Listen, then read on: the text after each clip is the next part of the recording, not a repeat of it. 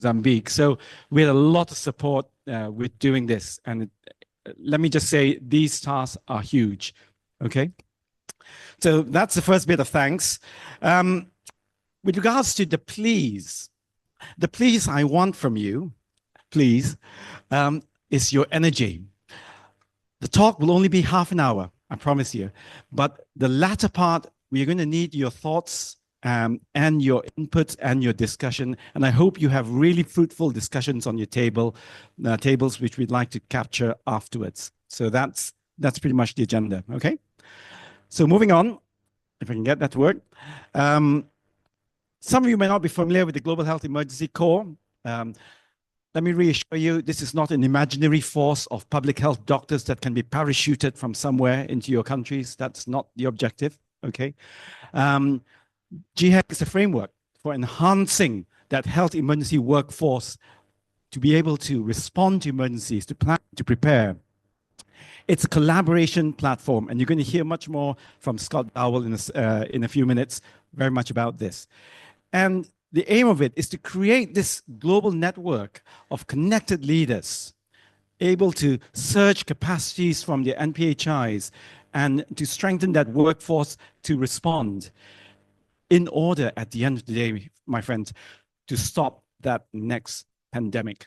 And that's what we're here for, to stop that next pandemic.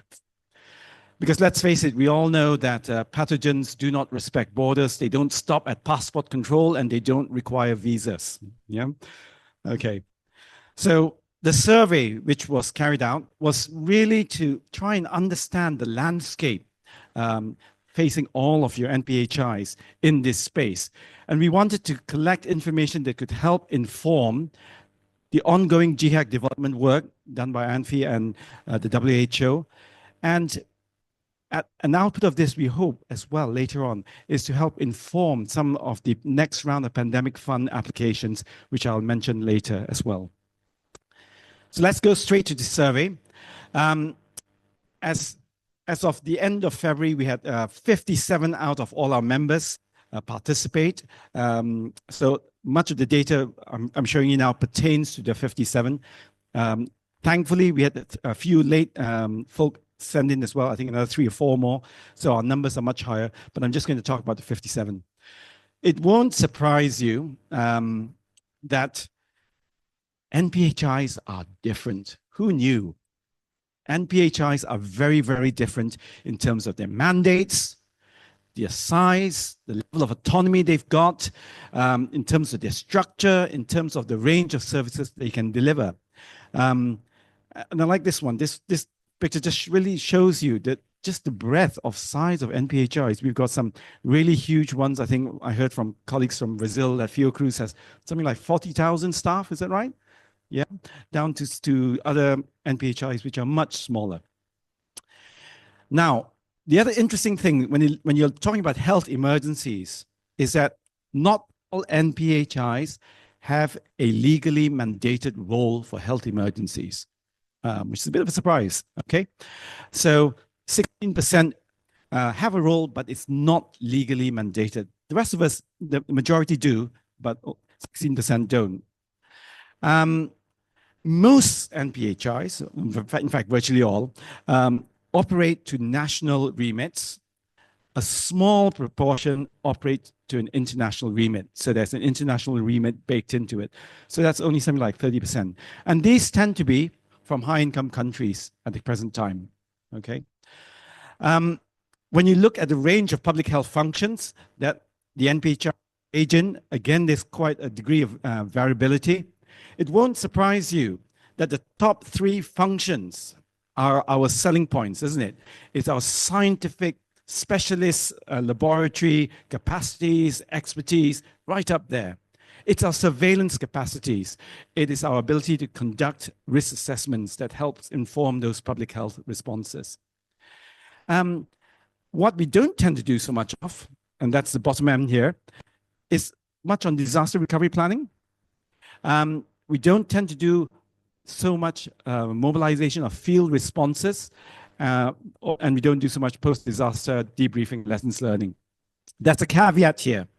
When I say we don't tend to do those bits, especially the operational response, that's much more the high-income countries in general. The lower-income countries tend to lead on the coordination of a lot of those operational frontline responses. So it's interesting that for the high-income countries, they tend to become much more specialized and a little bit more distant from the actual operationalization of responses. When you look at the hazards and topics, again, no surprises. We're all in the business for infectious diseases.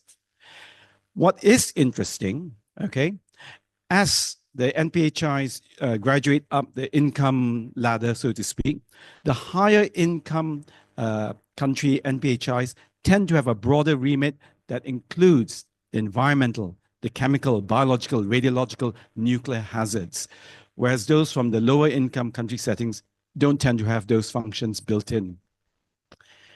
The other bit that our analysis team found interesting was that quite a lot of us aren't involved in water and sanitation, presumably because that sits with a different ministry or agency in your countries. A lot of us aren't directly involved in animal health. And again, that's interesting because you're talking about One Health earlier, isn't it? So our links into One Health, how do we do One Health if we are not linked into animal health? The last session we had was on climate change. And again, a lot of NPHIs are not engaged in that climate change adaptation space. And lastly, around health equity with regards to marginalized groups. So those are, I guess, if you could say, some of the blind spots or gaps at the moment. Most NPHIs have a plan in place. Pleased to know that.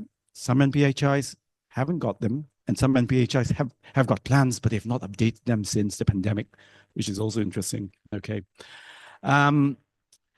The majority of the NPHIs who did have emergency plans had produced them collaboratively with others, which is good, All right, let's move on. We also had a discussion earlier today about the public health workforce. So when we were doing our survey, we were also asking just a few questions about the public health workforce. What were the workforce gaps we had, and what workforce did we tend to deploy? We tended to deploy, again, back to our scientific specialisms, okay, epidemiology staff, surveillance staff, laboratory staff. Less so the leadership elements, less so the technical experts. So it's much more, again, as I said, the scientific ends. And the trend for deployment,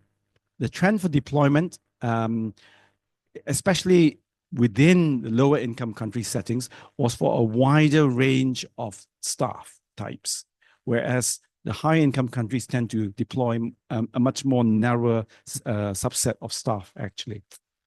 Okay. Most NPHIs were able to deploy within your own country. You'd expect that, but less so internationally, as I mentioned earlier. Okay. And here's the other interesting things. When you're wondering, where do you deploy to? Where do you respond to? Where do countries, NPHIs, surge to? It is not usually to distant countries. It's usually to neighboring countries. And most of the time, it's within the regional, continental grouping of countries that they're deployed to. The exception here are perhaps the Europeans, who tend to deploy much further afield. But in general, the trend we saw was for countries deploying to neighboring countries. Okay. That said, deployment rates are not high, and most of the deployments tend to be very short. We're talking about less than 3 months. Okay. It won't surprise you. Larger NPHIs tend to be better able or more able to deploy. So when you talk about surge capacity, the ability to surge, what are the barriers that are stopping us surging? A lot of you said it has to do with logistics or the lack of deployable staff. You haven't got the staff to send. Okay, they've got day jobs to do, or you haven't got enough staff in the first place. Issues with trying to recruit staff rapidly. The lack of protocols for deployment budgets, as you can see. But it's not just a case of deploying staff. It's also about deploying staff with the right skills and competencies, you know? So many of you reported there was an issue about not having staff with the right skills, experience, and competencies to be able to be deployed elsewhere. And And that's for deploying staff. But there are also issues when you're trying to receive staff from other countries, because staff coming from other countries may not understand your organizational processes, remits, responsibilities. They may not understand the context and culture and language, and they often require orientation and management and support to operate in that space as well. So deploying staff is not as straightforward as one might make it out to be. We then shifted the survey to look a little bit more at the collaboration angle. And we're trying to look at what do people do? How do they collaborate? And most NPHIs here, you have got your collaboration agreements. A lot of it tends to be with other NPHIs. It's usually NPHI to NPHI. It is very rarely NPHI to another government department. Okay, so it's usually NPHI to NPHI. It's usually for the purpose of sharing intelligence, sharing information, sharing lab testing capacity, or staff support, for example. Okay, and there are loads and loads of stakeholders in there. The last line is also an interesting phenomenon. Okay, in the lower income countries, you tend to be much more likely to engage with civil society and NGOs than higher income countries. There's a flip there. And again, the lower income countries are more likely to engage with the military in public health emergency response. I think our last speaker from before was talking about the Bangladesh flood and civil military cooperation. And I guess that's an example of that, really. Okay. So in addition to the survey, we also went around and spoke to DGs, 18 DGs in key informant interviews, just to really try and get some of the flavor of their experience and views as well. So thank you very much to those of you who took part. And here are some of the key themes that emerged. Okay. It is very clear that the context of all our countries are very different. The mandates are different. The legal mandates are different. The roles and responsibilities and authorities and permissions are different. Some NPHIs have a lot more autonomy to operate and to deploy. Others have really got to seek permission from their ministers before they can deploy. There's that political angle as well, isn't it? It's something about having that political support from your ministers to be able to do international deployment work. Is there a supportive policy framework? And there's always politics. Yeah, there's always politics. Sometimes it's the internal national politics that makes it difficult to deploy. And it's also dependent on what someone described as the administrative culture within a country. And I think basically that's the bureaucracy. The bureaucracy in different countries are different. It won't surprise you, mechanisms and processes for deployments, for interactions are different and are really, really influential in how we operate. And resources. And when we talk about resources, it's not just about money. It's not just about money, because there are different modalities. And it's interesting, some NPHIs, when they talk about supporting another NPHI, it may be through support in kind, through PPE, through intelligence and data, through evidence, through sharing of staff support, for example. So it's not necessarily in financial terms. Okay. And then there's the system domain. At the end of the day, health emergencies operate through and has to work with our health systems. And all of our health systems are different. They're set up differently, they're funded differently, and infrastructures are different, aren't they? Yeah. And a lot of colleagues that we spoke to said there's something about don't just focus on the immediate response. When the house is on fire, this one DG said, when the house is on fire, there will be money. The issue is, how do we get the funding and resourcing when the house is not on fire? It's not what we do in the emergency, it's what we do in between emergencies. That's also the issue. How do we strengthen our systems? Okay. There's an issue around perception of the value of global collaboration for health emergencies. This is a difficult one, isn't it? I think um, the pandemic is past. We're in a different space now. There are different government priorities at this point in time. So how do we keep something like this high up on the political agenda? How do we articulate the need? How do we articulate the value to ministers, okay, and to others? How do we demonstrate a clarity of purpose for this initiative? I've mentioned all the functional components you need, the building blocks that you need. But even if you had all those building blocks that I mentioned, the systems, the processes, the staff, the HR, the funding, what we also found that was also important was a relational domain. And that was about how do NPHIs relate to one another? How do NPHIs relate to one another? Why would NPHI A support NPHI B? What's in it for them, to be blunt?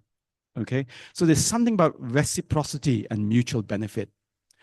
And a lot of the relationships are relationships of trust that have been built up over a long, long time. So one of our interviewees said, actually, what can we do to ensure that we have more opportunities for collaboration so that we are preparing together? Okay. And the last bit is a bit about the connected leadership element, and that's a bit woolly and a bit vague, isn't it? Okay. What does that mean? And we're going to explore that in our discussions afterwards. But some of the DGs that we spoke to said, you know, it's about having leadership at all levels of the system, not just at the international, but at the national and subnational levels as well. It's about collaboration between those leaders. It's about setting of global norms for collaboration, where collaboration is the norm. And it's about relationships of trust, and it's about networks of networks. At the end of the day, the response is not on its own, led by a single country. These are networks of networks.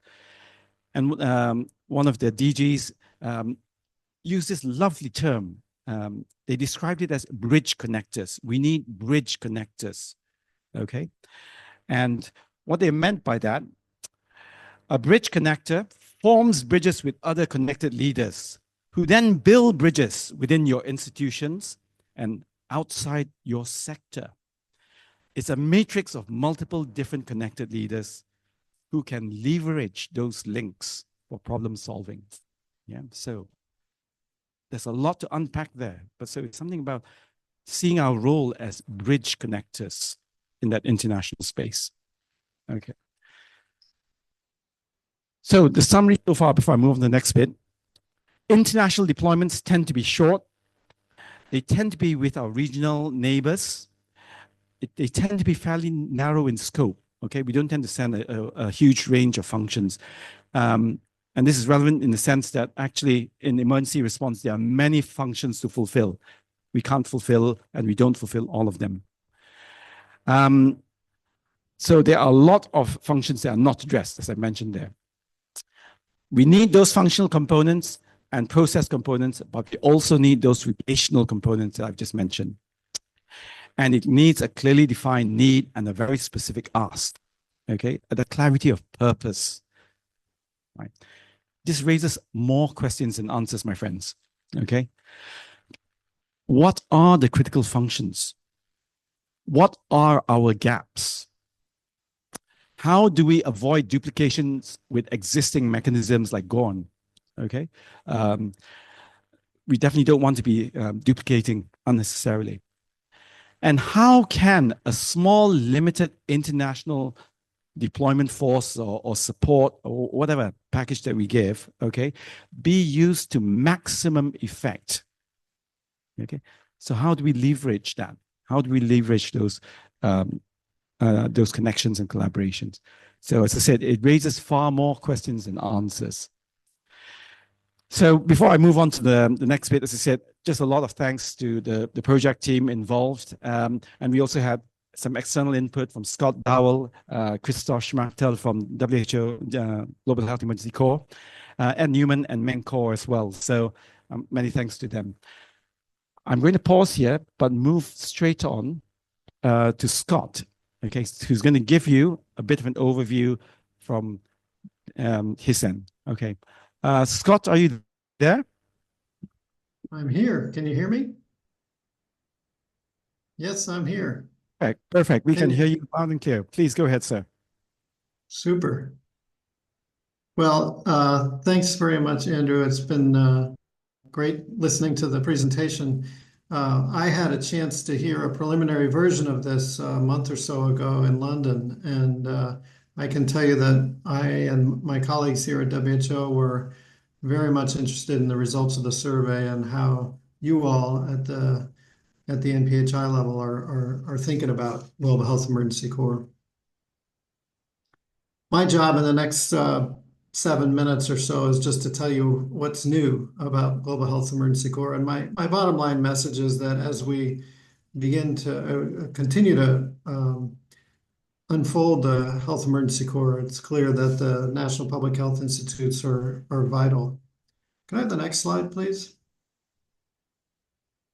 We have had questions about, what is Global Health Emergency Corps?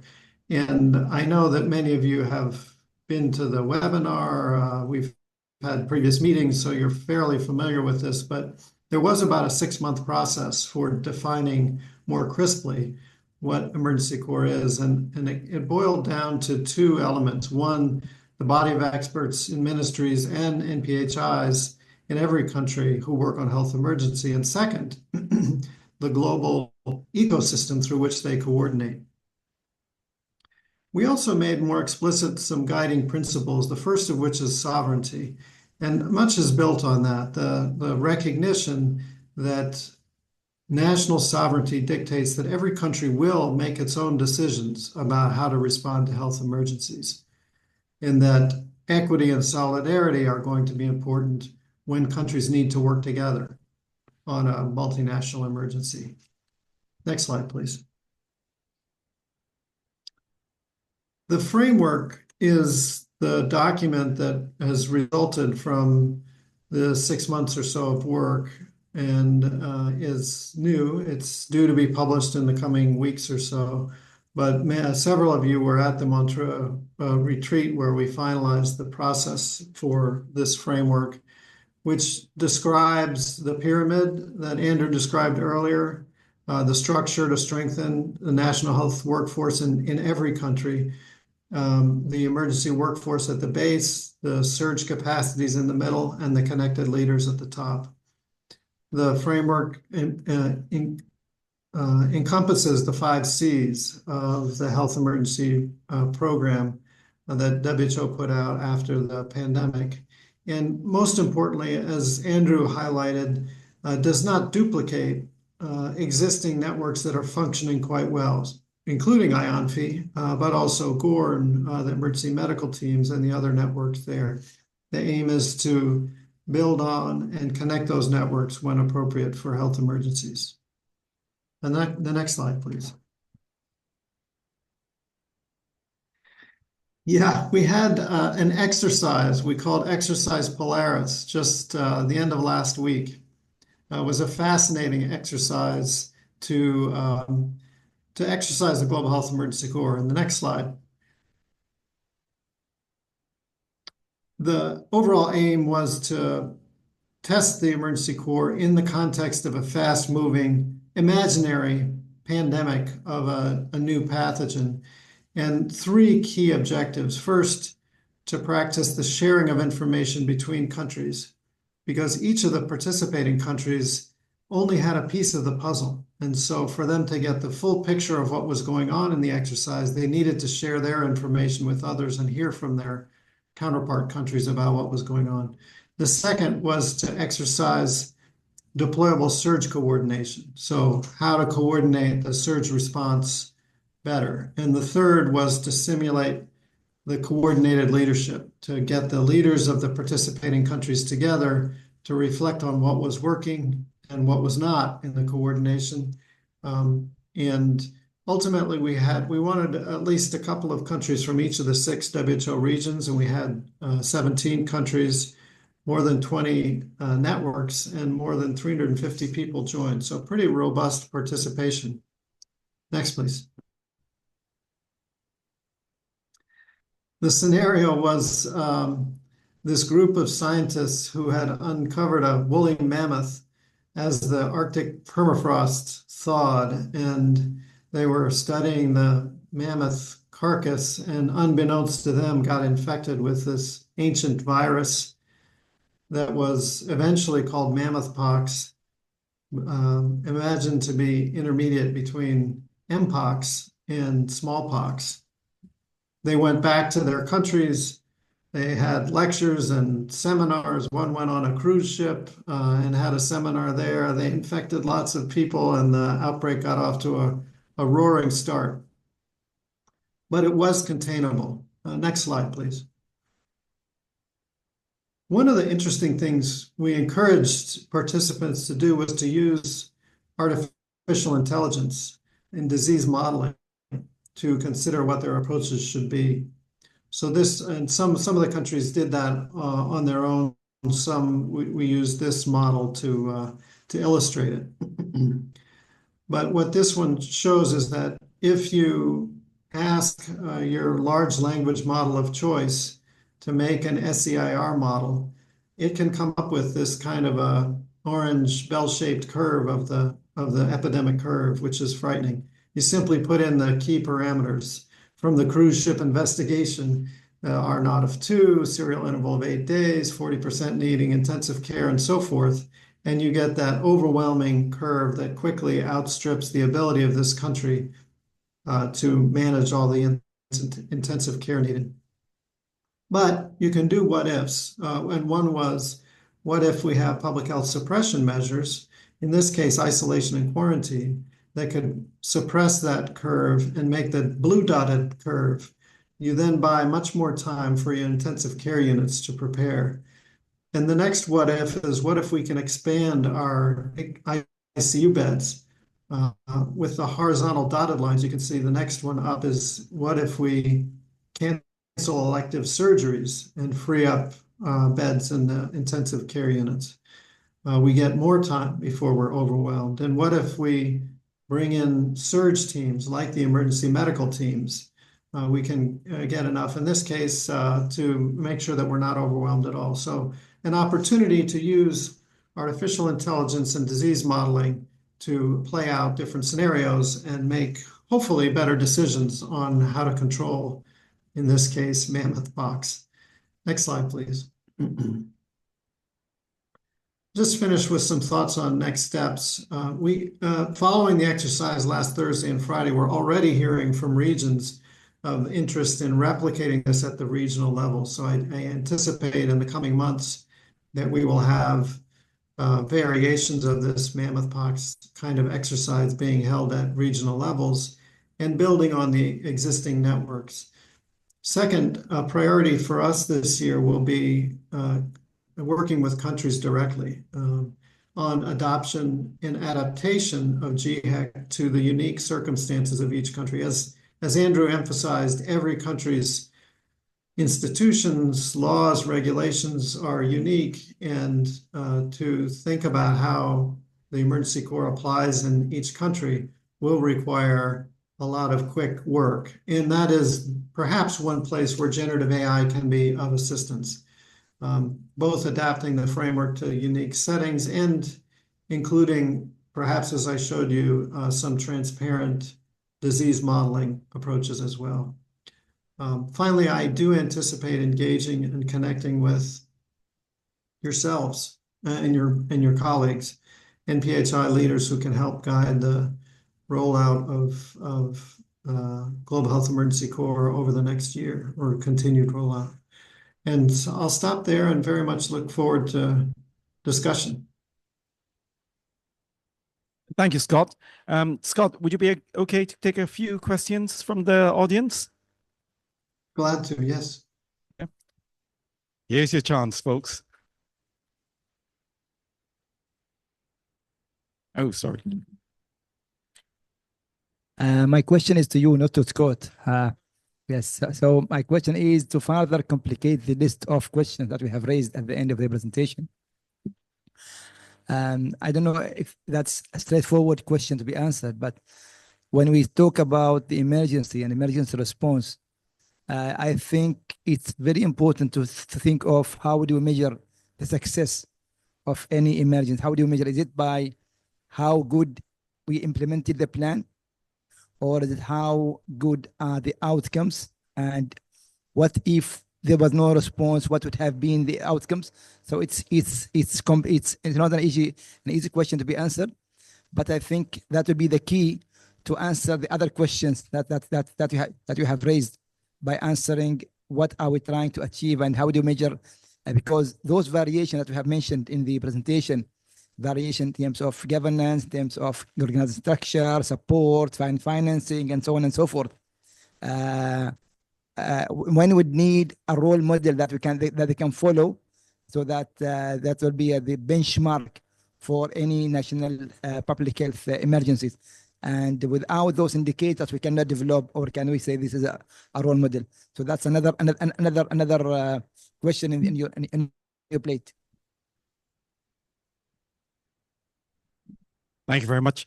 Can I just say I totally agree with you? Yes. So we do need to think about indicators and metrics, how we demonstrate value effectively. And in order to do that, we do need those indicators. Yes, totally agree. Yeah. Thank you for an informative presentation. My question to you, what the difference between this survey and the IHR and the GE, Joint External Evaluation, because they have certain criteria related to the public health?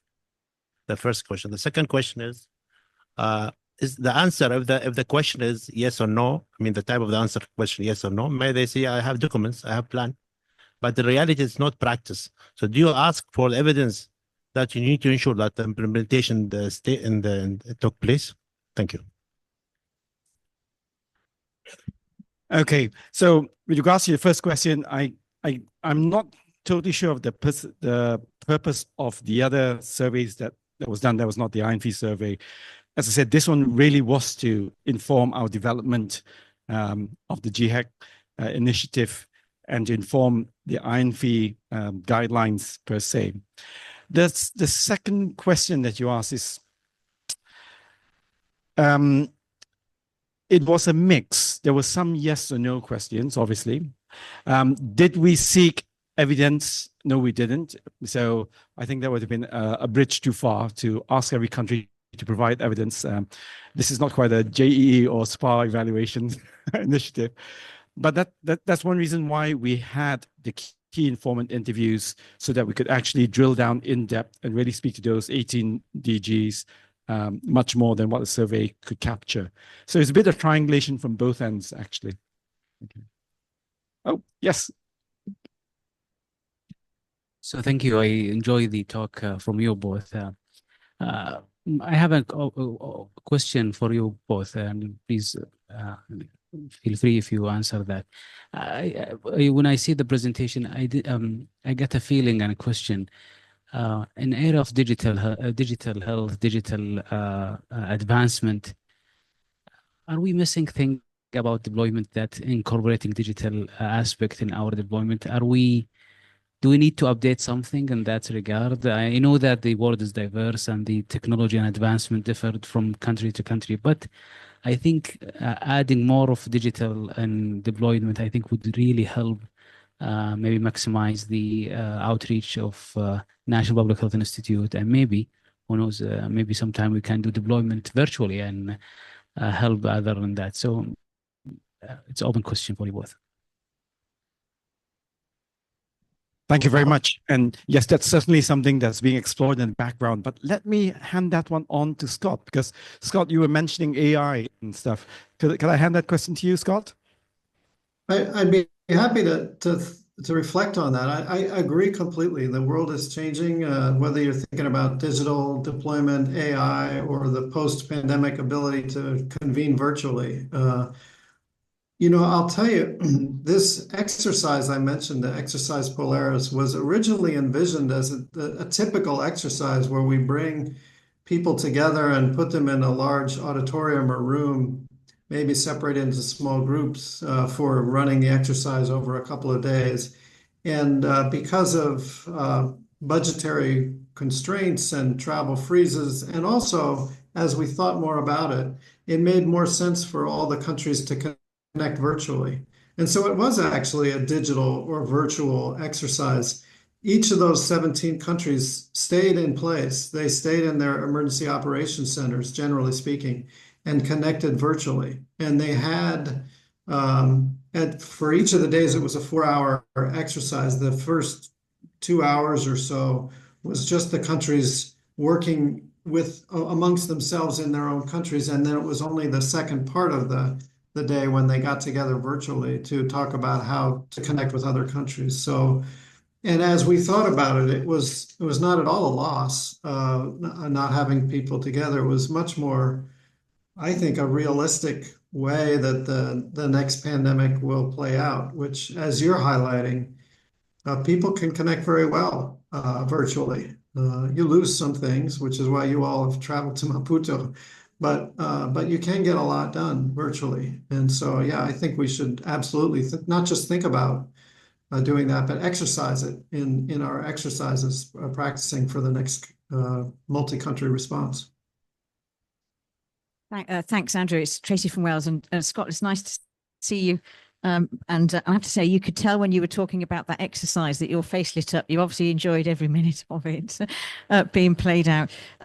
Really, really helpful research for a survey for all of us. And my mind has gone straight to IANPHI. Vernon Lee from Singapore and our colleagues from Singapore and us from Wales were chatting at lunchtime, and we were talking about, is there an opportunity for us to be better connected around our surveillance teams worldwide? So based on our learning from COVID and the webinars that IANPHI organised made a difference to our decision-making in Wales, an absolute difference. Are there opportunities of natural networks that we should be thinking about, like our communicable disease surveillance teams across the world? So if we establish a network of sharing in peacetime, when we get into the next pandemic, the ability to scale up and do real-time sharing is already there. So it's just there's an opportunity perhaps in identifying what those areas would be. And do you think anything has naturally come out of the survey? Lovely. Scott, would you like to comment, and I'll come in too? I'll just say you've phrased perfectly, better than we have been able to do, exactly the rationale and purpose for the Leaders Network that we've been talking about for the Global Health Emergency Corps. This idea of networking trusted colleagues, thoughtful opinion leaders ahead of the crisis, building trust and relationships so that when you're in the midst of a crisis and you're feeling a bit lonely at the top, quite frankly. I think leaders of national public health institutes can feel lonely when there's a crisis and you're the one meant to be in charge. The idea of being able to have a trusted network of colleagues that you can call up who are dealing with very much the same thing that you're dealing with in your country and say, you know, what's working for you? What are you struggling with, and how are you dealing with this, whatever the problem is? You know, crazy conspiracy theories on social media, you know, politicians who won't do what you want to do, all these things, you know, having that kind of network to talk amongst yourselves is exactly what we think would be most useful. So please do let us know how we can help to foster that kind of networking.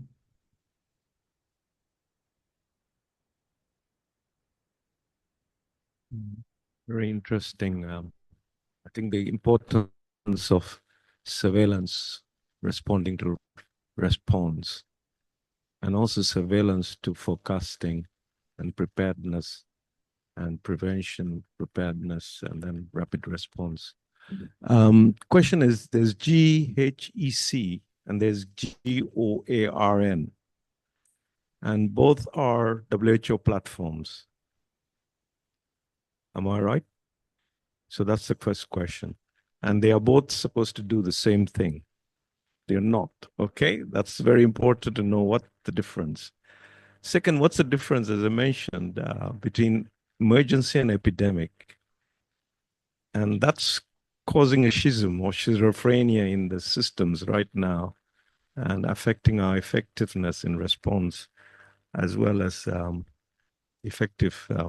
So And then the issue of essential public health workforce and emergency public health workforce and how they come together. And how doesn't the WHO workforce platform come together with the emergency platform and the epidemic response platforms? And where does NPHI come in on all this? So maybe you could start and bring this up, because it's a very, and then coming to Operation Polaris, right now we have pandemics to the real thing, measles, cholera, some of the few. Why don't we use them to get going? Thank you. Okay, so some great questions there. So I'll go first back to Tracy's bit about how do we make better use of global collaboration and all that around surveillance. And Scott, I'm reminded of that piece of work we did with you a couple of years ago on the IDSR work. And I think one of the recommendations from that was very much around how do we continue to foster global collaboration, collaborative surveillance, essentially. Coming to Shiva's question, basically, I think at the Montreux meeting, this was really thrashed out. And I think Scott was working with a lot of stakeholders trying to get that distinction between GORN and GHEC. They're not the same. GORN is involved, is a partner. And I guess my way of seeing it very much, this is that collaboration platform. This is that network of networks per se. And it looks at those levels that that Scott alluded to earlier. The really, really naughty bit, which you brought up, Shiva, and this came up in the interviews, it's all about how do you actually operationalize it? How do you actually convert the framework and any deployment into reality on the ground? I don't think it's that easy to be prescriptive, because what we have certainly seen from the survey is that every context is different. Every system is different. Every team is different. Every structure is different. So there's something about having to think through how do we operationalize that. And that's the devil in the detail, essentially, that you're alluding to. So totally agree with you. That needs to be unpacked. Scott, did you want to come back in? Any reflections? I can quickly address the GORN versus Global Health Emergency Corps issue. GORN is the Global Outbreak Alert and Response Network. And you have in the room some of the leaders of GORN who can explain in detail about what GORN is and what GORN does. A distinct component of the Global Health Emergency Corps, but very different functions. As the name implies, GORN has, for the last 20 years, provided outbreak alert and response networks with hundreds of institutions around the world who can deploy people upon request. Global Health Emergency Corps doesn't deploy anybody. It's not a network in that way. So it depends on the component networks, GORN, the emergency medical teams, the standby partners, and others to continue to do their work. But the Global Health Emergency Corps, as I said, is a framework and provides that sort of overarching umbrella that should allow the surge deployment networks that we were just talking about, as well as the emergency workforces in countries and the connected leaders to work in a coherent way in the next complex health emergency. Okay, I'm mindful of time, so I'm going to draw a line there. Scott, thank you very much for your presentation and questions. You're welcome to hang around and have a listen. Ladies and gentlemen, we're going to move on to our next session, which is the roundtable discussion. In the interest of time, we will curtail it. So we'll try and get you all back on time, okay? And for this, I'm going to hand over to my colleague, Rosita. Thank you so much. And thank you, Scott. Thank you, Andrew. it's very encouraging to see everyone in the room here. You are actually looking awfully fresh. I thought by now you would be basically falling asleep on the tables, but you look very fresh. So we would like to take this opportunity to pick your brains a bit more on the topic of connected leadership and regional collaboration. Next slide, please. And my name is Rosita Wigan. I work for IANPHI as well as the Public Health Agency of Sweden. I will try to talk you through this little roundtable discussion, and we will not keep you for long. We just want to pick your brains a bit. So first of all, we're all here at tables, and on your table you have a little template with questions. It's just to guide you, and we will ask half the room to focus on one question and half the room to focus on the other question. We also have two groups online, and they will be moved into two virtual rooms where they can discuss these questions as well. The two questions that we were looking to discuss are, what does connected leadership look like in an all hazards health emergency? And what is the role of the MPHI? And the other question is, how can MPHIs foster regional collaboration to address cross-border threats? And when we say regional collaboration, we mean with your neighbors in your international environment, that type of region, not within your country, but outside of your country. And let's say that we devote, I think, only 20 minutes to this. Can we have a discussion of 20 minutes in the online rooms, please? 20 minutes in the online rooms. And we will come back here and then we will share some of our findings. So can we say that this part of the room, you discuss question 1, and this part of the room, you discuss question 2? Is that all right? And you have a little template. You can just write down 3 of the topics that you discuss, and please share with us after 20 minutes. Middle tables, you can choose which, if you want topic 1 or topic 2, please choose. Let's hope that you don't all choose the same. Okay, so can you chat among yourselves for about 20 minutes, and we will walk around a bit, see how you're doing, and we will start the countdown right now. Please go ahead with your discussions.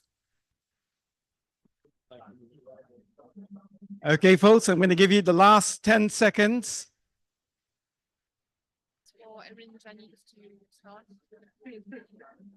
Okay, ladies and gentlemen, let's come back together again.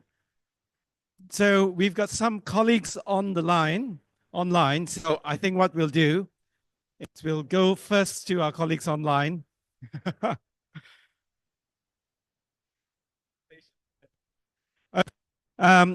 Janine, Erin, can you hear us online? Good afternoon. Yes, we're able to hear. Andrew, are you able to hear me?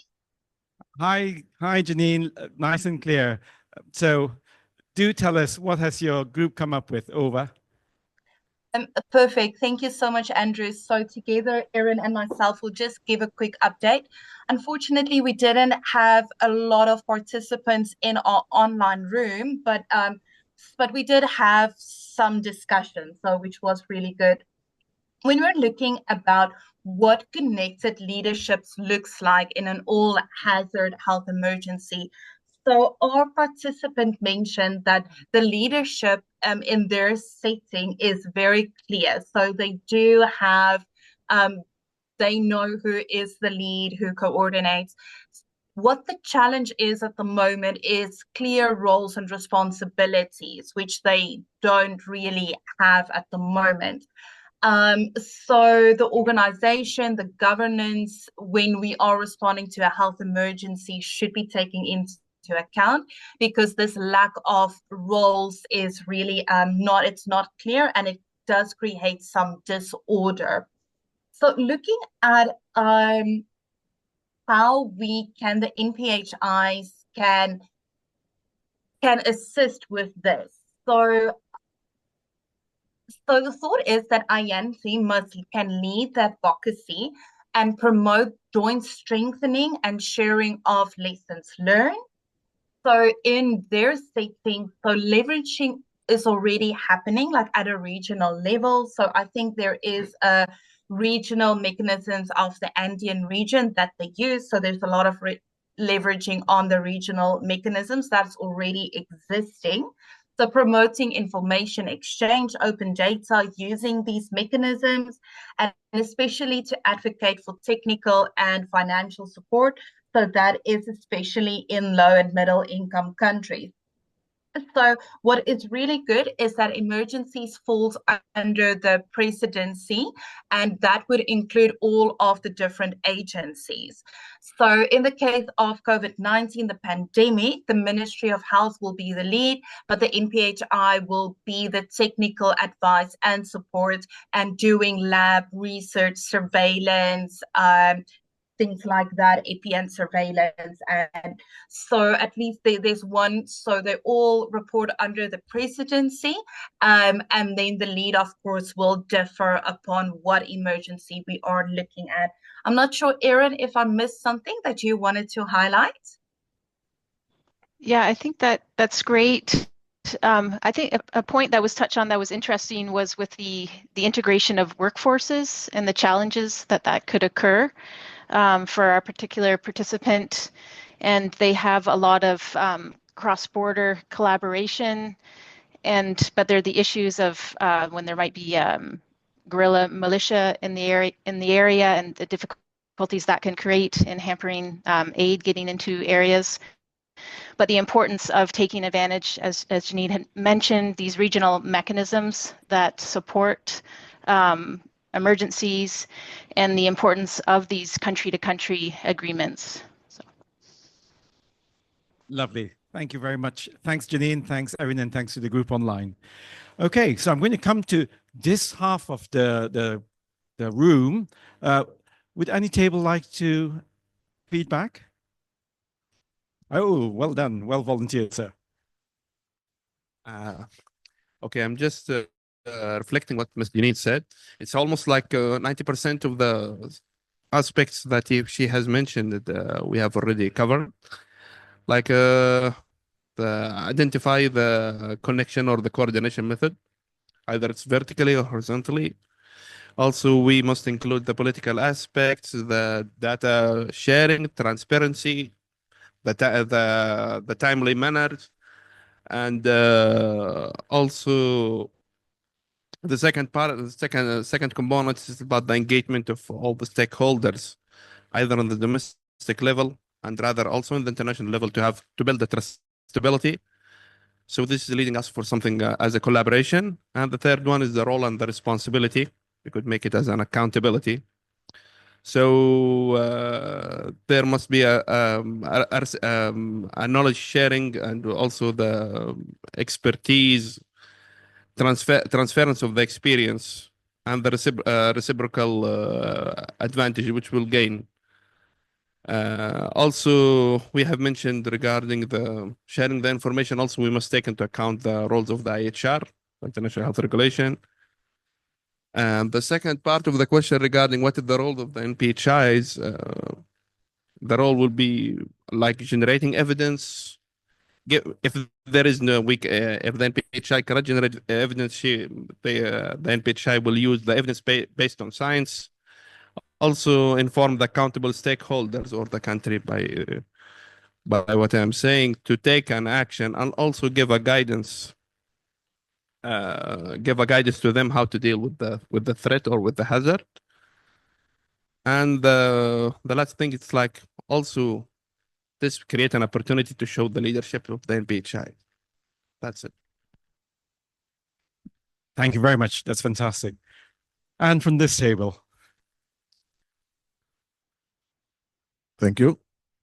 We agree with what the two groups have said. But on top of that, we think there is need to establish contacts with leaders and national NPHIs for direct communication in health crisis neighboring countries and international partners.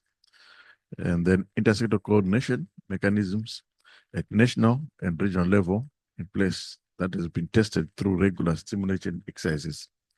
And then there is much needed community engagement, including leaders in the communities. Thank you. Thank you very much. For this table? No, I think we said pretty much similar things, and the two as groups. A couple of things we said that since we are speaking of cross-border, in Europe, it is part of the EU function to work on that cross-border threat. So ECDC is probably an important tool to deal with the connected leadership. So I mean, it's not need to. I mean, there are mechanisms for doing that. So that's one thing that we have to keep in mind, I guess. And the other thing we said,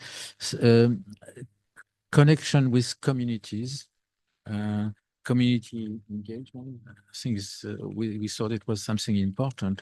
Mapping key dependencies and resources also, and preparing that in peacetime.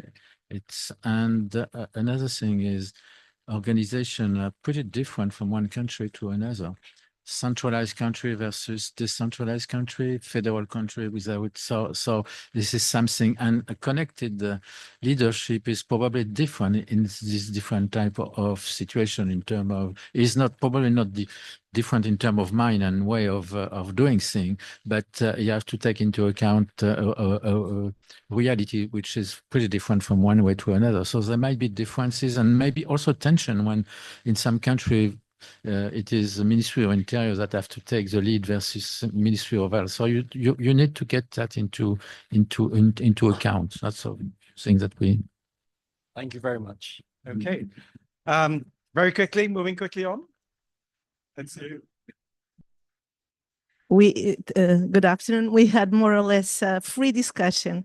We started to talking with each other what we had at national level in a all hazards emergency, and all the institutes agree that at national level there are well established crisis management mechanisms that connect all the relevant stakeholders, and but to work in an emergency, it has to be built in peacetime, discussed in peacetime, and most of the work is doing preparedness, discussing workflows, and so on.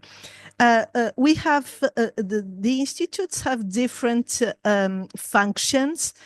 During some institutes, most of the institutes provide scientific evidence. Some are responsible for coordination, others not, for communication, and others not, on data collection, modeling, laboratory research, and so on.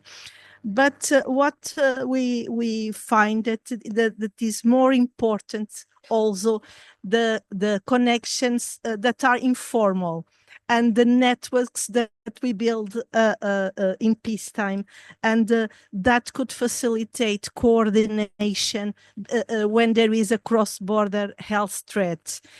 And between neighboring countries. We discussed inclusive during COVID time that some institutes have informal calls with the neighboring countries, also in other situations, collecting the information. What happened in your country that could be, that have past experience in some health emergency? And we remember the Shiva that was presented yesterday, hurricane that affected different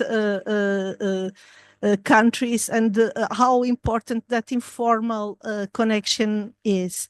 And of course, although we have at national level the stakeholders well established, also at regional and international level, of course, we have this IHR at Europe, for instance. We have the regulation for cross-border threats, but we discussed this on a formal way, but also on an informal way, the power of the networks that can be built And we also discussed a lot about trust and having trust with the neighboring countries. We discussed how important is the relationship between the leaders of the institutes, but also at technical level, because technical discussions then can go from down to top, and could be also important and could promote good relationship and anticipate these threats and help to a collaboration and to fight the health threat. Thank you. I don't know if you want to add. Thank you very much. The power of networks and the importance of connections at different levels. Lovely. Just mentioned, you know, the data sharing, the coordinated risk communication and the evidence-based policy support. But we sort of discussed an example. Let's say there was a chemical spill in a laboratory in a school. So they think it was cyanide or something and it got into the water. What do you do? So the policy support, the evidence-based policy support is very important. And you mentioned earlier on that some of the public health institutes don't have environmental health, that don't cover water and sanitation, but something that's complicated. What do? Do you know, the government have to make a decision? Do this to cut off the water? Or do they advise people not to drink the water in that situation? So the policy support is very important, and coordinated risk communication, and of course, sharing the data. Thank you. Thank you very much. Okay. Did you have a table here? No. Center table. Which question did you choose in the end? We took the first one, and we started first not so much on the MPHIs, but looking at the country as a whole, and rapidly discovered that the organization might differ between countries, but depending on the type of hazard, how large the emergency is, and the geography, how it spreads, there might be different leaders in the top government that is responsible, but in the end, it's the prime minister's level who will be the lead. And then we went down to the role of the MPHIs, and the main role will be to provide knowledge and evidence. Some will also do policy advice to then those who lead the emergency in the country. We then went on to discuss who will the MPHIs be connected with, and that's very much the same groups as we are connected with when there isn't emergency. So it can be on a national level, laboratories, regional leaders, municipals, often through the emergency operating centers in the NPHI. We will have contact with health services, universities on knowledge provision, and as has been mentioned, society, and of course, international contacts. And all these connections needs to be in place during peacetime. Anything? No? So lots and lots of different stakeholders, lots and lots of different connections to be established in peacetime. Yeah. And over to this table. There you go. We did the second question. And of course, I'm speaking on behalf of all my colleagues here. So how can the NPHIs foster regional collaboration to cross-border threats? What came through is that there is need to strengthen networking through regular meetings. This is also where regional bodies, WHO, come in, so that when they come together, then the meetings are quite fruitful and interactive, and the creation of platforms and communication mechanisms so that NPHIs would be able to link up with each other. Of course, all these are during these times, as all the other groups have said. And of course, we also looked at the joint simulation exercises, technical support and mentorship. When during these crises happen or during these peace times and you are doing simulation exercises, it's better to engage each other so that you are building those strong linkages and bonds when the time is still right. And of course, what is also critical is data sharing and the cross-border surveillance to make sure that you are really working together as the NPHIs in that region. So this briefly is what we came up with. Thank you. Lovely. Thank you very much. And thank you.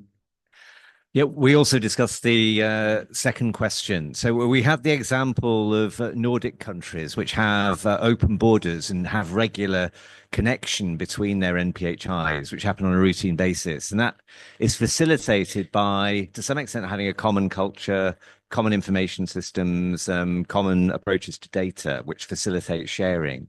So then we looked at, well, what happens when you don't have those things? So obviously in much of the African context, you may well have porous borders, but they're not necessarily the same open borders with sort of common culture and practice. So there, the facilitation there's a need to support facilitation, and that is the role often of WHO. Some of the tools that you might use in order to build upon or build connections could be, as has been mentioned, the simulation exercises. But we did recognize those actually are quite costly, and to organize them on a regular basis would be difficult to do and maintain. And also the learning that comes from them potentially gets lost over time, and therefore you need to repeat them.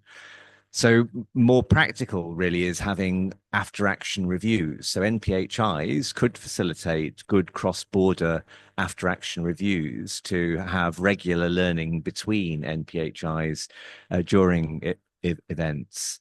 And then this did beg the question of the extent to which NPHIs need to lobby / work with regional agencies. So there's a demand side to the relationship between NPHIs and regional agencies. They shouldn't just be the recipients of regional services. They need to be asking for the types of support to facilitate linkages. So NPHIs could become more assertive in requesting support from regional bodies, and also could occasionally use to kickstart strengthened relationships, particularly between multi-countries. Then creating that demand for some financing would be useful. So one big opportunity is the current pandemic fund, which is looking for multi-country bids for NPHI strengthening. So actually multi-country bids which look at building financing for simulation exercises to stimulate those cross-border linkages would be a great opportunity for certainly African countries in this to lobby the regional body to facilitate some engagement to make that happen. Thanks, Neil. Okay. Gentlemen. It's unfortunate that we are the third table discussing the second question. Almost we discussed similar suggestions. Actually, we thought of that the regional CDC would be the best fit to foster regional collaboration between national public health institutes. But in the absence of such regional CDCs, maybe as colleagues have stressed, maybe bilateral or multilateral memorandum of understandings between the national public health institutes in terms of training, in terms of data sharing, subject matter expert, deployment of staff, exchange of staff, also in terms of conducting simulation exercises. And we agree that it might be costly, but regular meetings, the idea is to build that trust between the institutes, so that when the threat comes in, then that sharing of experience, sharing of information is becoming smoother and smoother. Also, secondments, we discussed secondments between the institutes, best practices sharing, as well as research and development before and after each threat. That would be also one way of fostering collaboration. And also, we have that existing mechanism in our country, which is the supply chain support for each of the member states. Thank you. Thank you very much. And ladies? That's true. All women. Yay. Um, so we had really two regional examples, if you like. I'll just quickly talk about North America and the PAHO sort of regional context, and then I'll represent some of the comments we've heard from countries in Africa, but they may want to supplement my report back. But in the North American context, of course, we work with PAHO, and they can convene a network, of course, between countries. There are other regional networks like the Caribbean Public Health Agency, as will pull together the Caribbean public health agencies, for example. In the North American context, of course, the Public Health Agency of Canada connects with the CDC and our Mexican counterparts on a regular basis. But it's also, we do have some very specific frameworks and policies under which we work, such as the North American Preparedness for Animal and Human Pandemics Initiative. Is directed from the top, the heads of state, ministers of health sign on it. Right now, the Public Health Agency is the secretariat, but it brings together a 3x4 construct where animal health, human health, the global affairs and public safety, quad in each country is brought together. And there is a very specific, you can read it on the internet. The initiative have multiple components where we collaborate, from surveillance and information sharing to cross-border issues. So that's quite a sort of well-organized structure, and they have exercises, etc. In the African region, of course, we have the WHO Africa region. I think Neil mentioned, how that kind of construct works with other sub-regional networking, and Africa CDC and its 5 regional networks. And there's also others like the West African Health Organization. So I think it's an example network of networks. But in our host country, where there's many other countries contiguous to it, it's an ongoing, I think, collaboration where countries do have to work together, particularly looking at outbreaks like cholera, polio, climatic natural events, especially where there's population displacements, often across borders. So those exist, and NPHIs, INS, of course, play a very key leadership role when it comes to any health events or events with health impacts. Anything you would like to add? Apparently not. Thank you very much. There we go. A much more formalized structure there. Okay, and over to our French colleagues, the Francophone colleagues, right? S'il vous plaît. Oui. I prepared it in English, but I think that's okay.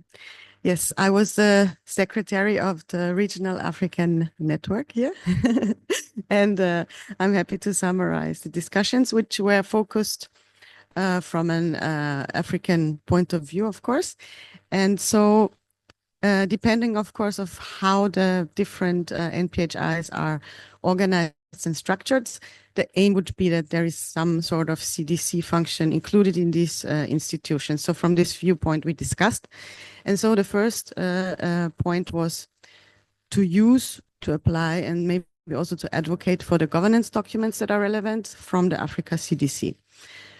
So that's what the NPHIs can do, enforce that. Then the second thing is be prepared, basically to have focal points in the countries.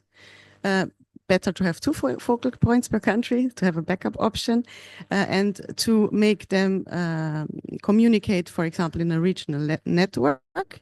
The NPHIs can, if they're not themselves the focal points, facilitate the process, for example. Then we said that in order to communicate, there must be secure channels to communicate with a lot of trust that cannot be easily influenced from different other topics. Yes. Then we said that, for example, it can be very helpful to have simulation trainings within these groups as once they are established. And then when something happens, then of course that all of these things are used and that there is the communication in place. When then something already has happened, of course, that the NPHIs could also facilitate the response, and they could advocate, for example, for including the regional authorities, for facilitating the processes, and also when it comes to the exchange of cases of cases of people being sick, for example, so that the countries can rely on each other in giving the treatments to the patients. Yeah. Anything to add or to correct from the colleagues? Oh, okay. Sarah.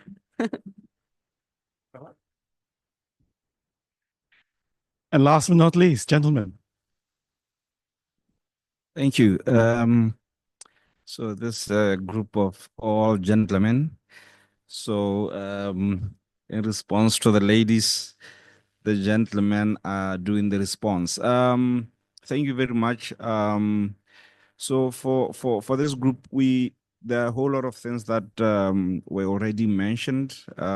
So we don't want to necessarily repeat because already there are binding agreements and IHR which are obligatory. But the problem is that member states don't necessarily abide by these, or there are no, what do you call? That's why we're having IHR amendments, because even if they are there, there's no consequences to those who don't necessarily abide by.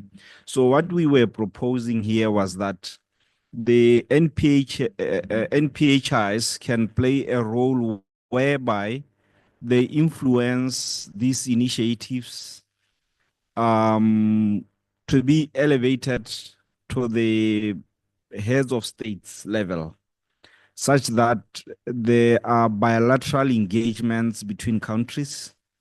When you talk about these policies, strategies, risk assessments, whether it's all these frameworks that are being proposed, we are saying that it's best that there's that bilateral engagements between countries at that level, so that with that in place, we can cascade these to regional economic, what do you call them? Regional economic bodies, blocks like SADC, ECOWAS, and EAC, and things like that, so that we reduce these issues of mistrust, where sometimes detecting a case might be a problem for a government because it might lead to losing political elections and things like that. So if we elevate it to that level, there's a chance that knowing the importance of the health security issues might be something that is taken into account whenever government policies are implemented. Just like the military, the militaries, they do joint exercises and they are treated at that level. But when it comes to health security, it's something that is still treated at a very, very low level. And sometimes it comes as an afterthought. So thank you very much. Thank you very much. So again, highlighting the importance of that political support and the political angle, really. Okay, ladies and gentlemen, I would gratefully appreciate it if you could hand your sheets and your notes back to us at some point this evening. A lot has been covered, and we are grateful for your input there. I'm just going to move on quickly to one final slide. And essentially, this is from SADF. It's just to make you all aware about the Pandemic Fund third call for proposals. As you all know, there was phase one, which closed in March 2025. A second one opens in June. And I think it's for submissions by mid-September. And as you can see here, in developing proposals as laid out in the medium-term strategic plan, the focus is one of these 4 themes: One Health, community and civil society engagement, gender and health equity, and the last bit, as well as investments in strengthening 2 cross-cutting enablers, NPHIs and regional or global networks. That's us, folks. So there's something in there, okay? Yes, sir, go ahead.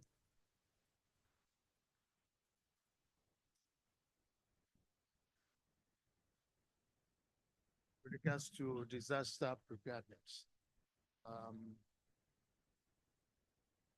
over the years, I've made this observation that anytime we talk about disaster preparedness, we tend to focus on survivors.